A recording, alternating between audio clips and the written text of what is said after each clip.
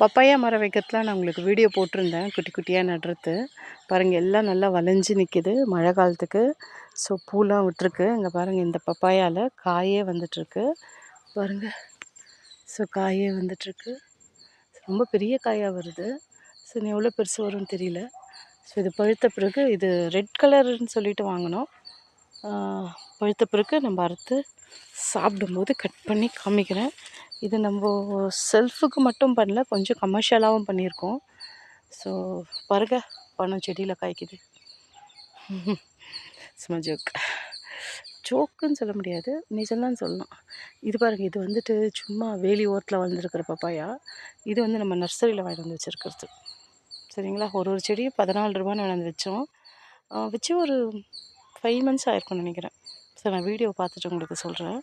So நல்லா காய்ச்சிருக்கு, நல்லா காய்ப்பு, சின்னதுலேயும் நல்லா காய்ச்சிருக்கு.